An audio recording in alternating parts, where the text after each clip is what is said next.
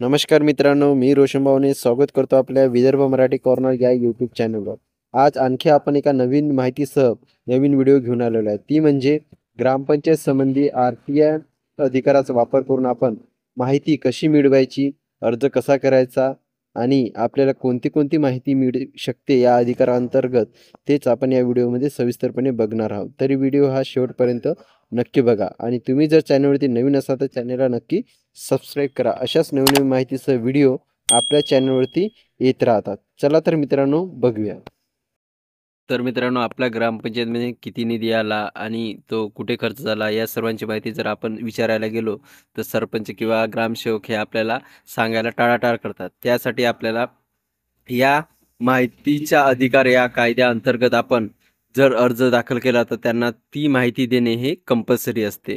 म्हणून आपण या अधिकाराचा वापर करून आपल्या ग्रामपंचायतमध्ये किती निधी आला, तो कुठे खर्च खर्च झाला, तसेच तो कोणत्या मार्गाने आला आणि आता सध्या ग्रामपंचायतमध्ये कोणते कामं सुरू आहे या सर्वांची माहिती आपण या माहिती अधिकाराअंतर्गत घेऊ शकतो. तर मित्रांनो, यासाठी अर्ज कसा करायचा, तर सर्वप्रथम तुम्हाला ग्रामपंचायत संबंधी माहिती मिळवण्यासाठी माहिती कायदा 2005 अंतर्गत तुम्हाला अर्ज दाखल करावा लागेल. त्यानंतर ग्रामपंचायतीत कोणती कामे पारदर्शक पद्धतीने होत आहे का, निधी किती कसा वापरला जात आहे आणि कोणते विकास प्रकल्प मंजूर झाले आहे यासारखी माहिती तुम्ही या अर्जाद्वारे प्राप्त करू शकता. त्यामध्ये आर-टी-आय अर्जाद्वारे ग्रामपंचायतकडून कोणती माहिती मिळू शकता ते आपण बघूया.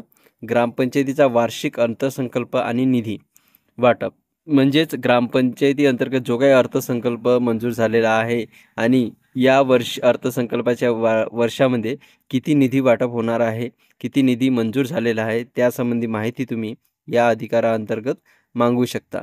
त्यानंतर पाणी पुरवठा, रस्ते, वीज यासारख्या योजनांवर किंवा कामांवर किती निधी खर्च झाला आहे त्यासंबंधी तुम्ही विचारणा करू शकता. तसेच ग्रामपंचायतीने मंजूर केलेल्या शासकीय योजना आणि त्यांची अंमलबजावणी, ग्रामपंचायतीने ज्या काही शासकीय योजना मंजूर केलेल्या असेल त्यांची योग्य अंमलबजावणी झाली आहे का किंवा ती कधीपासून होणार यासंबंधी तुम्ही विचारणा करू शकता. त्यानंतर ग्रामसभा बैठकांचे निर्णय आणि ठराव, जे काही ग्रामसभा बैठका झालेल्या आहे त्यामध्ये कोणते ठराव पास झालेले आहे आणि तुम्ही कोणते निर्णय घेतलेले आहे हे सुद्धा तुम्ही या अधिकाराअंतर्गत विचारू शकता. तसेच मित्रांनो, रोजगार हमी योजनेअंतर्गत कोणती कामे आपल्या ग्रामपंचायतीत करण्यात आलेली आहे आणि सध्या कोणती कामे सुरू आहे याबद्दल तुम्ही या अधिकाराचा वापर करून तुम्ही माहिती विचारू शकता. त्यानंतर विकास कामासाठी झालेल्या निविदा आणि त्या कोणत्या ठेकेदाराला दिल्या आहे, म्हणजे जे काही विकास कामे गावात सुरू असेल ते तुम्ही टेंडर कोणत्या ठेकेदाराला दिलेलं आहे आणि ते कशा प्रकारे काम झालेलं आहे, ते काम चांगल्या दर्जात झालेलं आहे का, हे याबद्दल तुम्ही विचारणा करू शकता. तसेच सरपंच आणि सदस्यांचे प्रवास भत्ते, मानधन, इतर खर्च, सरपंच आणि जे काही सदस्य असतात यांचे प्रवास भत्ते किती मिळतो आणि त्यांना मानधन किती मिळते यासंबंधी सुद्धा तुम्ही या अधिकाराअंतर्गत माहिती मिळवू शकता. त्यानंतर मित्रांनो, कोणत्याही सरकारी मदतीच्या लाभार्थ्यांची यादी, म्हणजे जे काही सरकारकडून मदत आपल्याला मिळते ते गावामधील किती लाभार्थी त्याचे आहे त्याबद्दल तुम्ही या कायद्याअंतर्गत माहिती मागवू शकता. तसेच पाणी टँकर, कचरा व्यवस्थापन आणि इतर सेवांचा अहवाल, जे काही गावामध्ये कचरा व्यवस्थापन करण्यात आलेलं आहे किंवा पाण्याचे टँकरद्वारे पाणी पुरवलं जात आहे त्यासोबतच इतर जे काही सेवा पुरवल्या जात आहे त्यासंबंधीचा अहवाल तुम्ही माहिती अधिकाराअंतर्गत अर्ज दाखल करून मागू शकता. तर मित्रांनो, तुम्ही इत्यादी विषयावर माहिती ग्रामपंचायतला माहिती अधिकाराअंतर्गत मागू शकता. आता बघूया की तुम्हाला अर्ज कसा करायचा. अर्ज हा तुम्ही ऑनलाईन किंवा ऑफलाईन या दोन्ही पद्धतीने करू शकता. आपण इथे बघणार आहोत की ऑफलाईन अर्ज कसा करायचा. त्यामध्ये तुम्ही सर्वप्रथम अर्ज तयार करायचा. ते तुम्ही साध्या कागदावर सुद्धा करू शकता किंवा जे काही अधिकृत आर-टी-आय फॉर्म असतो तो फॉर्म घ्यायचा आणि त्या फॉर्मवर सुद्धा तुम्ही अर्ज लिहू शकता. त्यानंतर तो अर्ज ग्रामपंचायतीच्या सार्वजनिक माहिती अधिकारी म्हणजे PIO यांच्याकडे पाठवायचे आहे. त्यानंतर माहिती मागवण्याचा स्पष्ट उल्लेख करा. तुम्हाला जे काही माहिती हवी आहे त्याचा स्पष्ट ठळक अक्षरात तुम्ही अर्जामध्ये त्याचा उल्लेख करायचा. त्यानंतर आर-टी-आय अर्जामध्ये काय लिहायचे ते बघूया. सर्वप्रथम लिहा की प्रति सार्वजनिक माहिती अधिकारी PIO. त्यानंतर तुमच्या ग्रामपंचायतीचे नाव लिहा. त्यानंतर तालुका, त्यानंतर तुमचा जो जिल्हा असेल तो जिल्हा आणि नंतर आपलं राज्य म्हणजे महाराष्ट्र.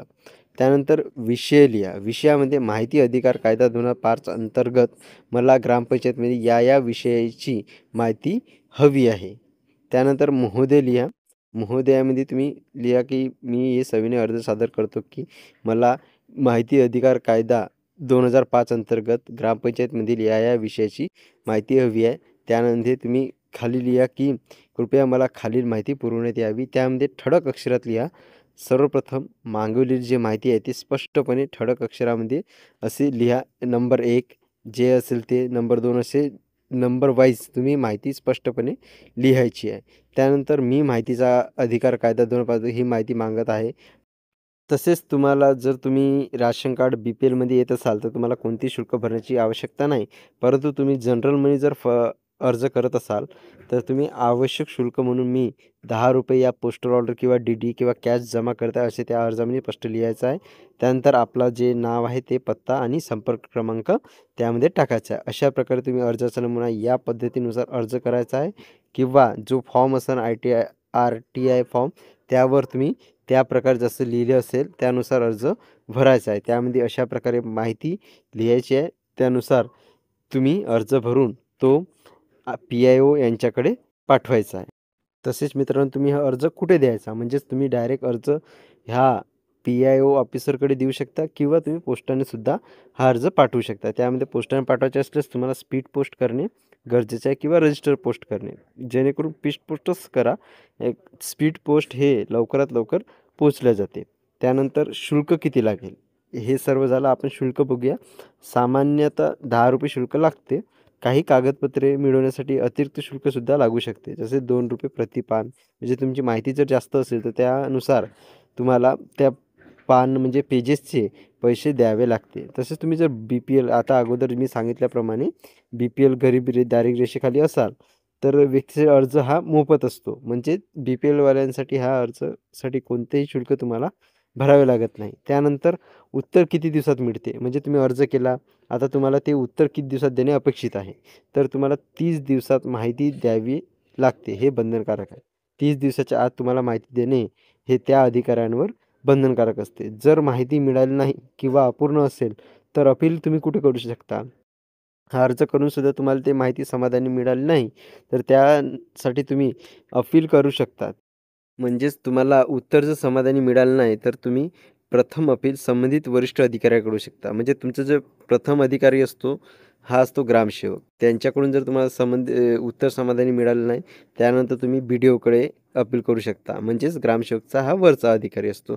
त्यामध्ये पण तुम्हाला समाधानी उत्तर मिळालं नाही तर तुम्ही राज्य माहिती आयोगाकडे अपील करू शकता. म्हणजे यानंतर तर तुम्हाला जे काही समाधानी उत्तर हे त्यांना द्यावेच लागेल. त्यानंतर बघूया मित्रांनो की RTI वापरण्याचे कोणते फायदे आहेत. त्यामध्ये सर्वप्रथम आपल्याला येतो की ग्रामपंचायतमध्ये भ्रष्टाचार उघड करण्यासाठी मदत होते. म्हणजे ग्रामपंचायतचं जे काही भ्रष्टाचार आहे जर तो आपल्याला माहिती करायचा असेल तर तुम्ही RTI या कायद्याचा आधार घेऊन तुम्ही ग्रामपंचायत भ्रष्टाचार उघडकीस आणू शकता किंवा त्यांना जाग्यावर सुद्धा आणू शकतात. इतका पॉवर या अधिकारामध्ये आहे. त्यानंतर विकास निधीचा उपयोग योग्यरित्या झाला किंवा नाही ते तपासले जाते. म्हणजेच ग्रामपंचायतमध्ये जो निधी येतो त्यांचा वापर योग्य प्रकारे होत आहे की नाही तुम्ही हे या अधिकाराअंतर्गत तपासू शकता. म्हणजे एक प्रकारे तुम्ही ग्रामपंचायतवर वॉच ठेवू शकता. त्यानंतर नागरिकांना अधिक पारदर्शक प्रशासन मिळण्यास संधी या अधिकारामार्फत प्राप्त होते. म्हणजेच जर तुम्ही या अधिकाराअंतर्गत या कायद्याचा वापर करून प्रशासनाला माहिती विचाराल तर एक प्रकारे तुमचा प्रशासनावर वॉच निर्माण होतो. आणि संबंधित प्रशासन तुम्हाला कोणताही त्रास न देता योग्य प्रकारे पारदर्शक अशी कामे करण्यास प्रोत्साहित होतात. त्यानंतर सरकारी योजनाचा खरा लाभार्थी कोण हे जाणून घेता येते. म्हणजेच खरा लाभार्थी सरकारी योजनेचा कोण आहे हे या अधिकाराअंतर्गत आपण तपासू शकतो. त्यानंतर तुम्हाला काही महत्त्वाच्या टिप्स सांगतो. त्यामध्ये सर्वप्रथम फक्त आवश्यक माहिती मागा. म्हणजेच अवाढव्य माहिती न मागता तुम्हाला जे आवश्यक आहे तेवढीच माहिती यामध्ये तुम्ही मागा. मोठ्या प्रमाणात माहिती मागवली तर अर्ज फेटाळला जाऊ शकतो.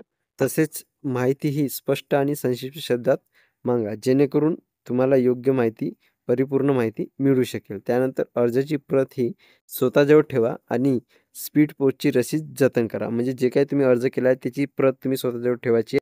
आणि स्पीड पोस्टची रसीदसुद्धा तुम्ही जतन करून ठेवा. त्यानंतर गरज असल्यास RTI कार्यकर्त्याकडून किंवा वकिलाकडून मार्गदर्शन घ्यावे. म्हणजे तुम्हाला जास्तच खूप महत्त्वाची माहिती मागायची असेल तर एका RTI कार्यकर्ता किंवा जे काही वकील असतात त्यांचा सल्ला घ्या, मार्गदर्शन घ्या, त्यानंतर अर्ज करा. जर तुम्हाला ग्रामपंचायतीत कामकाजाविषयी काही शंका असेल तर RTI हा एक प्रभावी उपाय ठरू शकतो. म्हणजे तुम्हाला ग्रामपंचायतवर काहीतरी माहिती काढायची असेल तर तुम्हाला RTI शिवाय पर्याय नाही. याचा वापर तुम्ही करा नक्की. तर मित्रांनो, अशा प्रकारे तुम्ही RTI कायद्याचा वापर करून ग्रामपंचायतला ही इत्यादी माहिती मागू शकता. ते आपण बघितलेलं आहे आणि अर्ज कसा करायचा ते सुद्धा तुम्हाला आता समजले असेल. त्यानुसार तुम्ही अर्ज करायचा आहे आणि जी काही माहिती मागायची आहे ती तुम्हाला भेटून जाईल. तसेच मित्रांनो, तुम्हाला हा व्हिडिओ जर इन्फॉर्मेटिव्ह वाटला असेल तर व्हिडिओला नक्कीच लाईक करा आणि चॅनलवर जर तुम्ही नवीन असाल तर अशाच नवीन माहितीसाठी आपल्या चॅनलला सबस्क्राईब करून ठेवा, जेणेकरून नवीन माहितीसह व्हिडिओची अपडेट तुम्हाला भेटून जाईल. तर धन्यवाद मित्रांनो, भेटूया अशाच एका नवीन माहितीसह नवीन व्हिडिओमध्ये. धन्यवाद.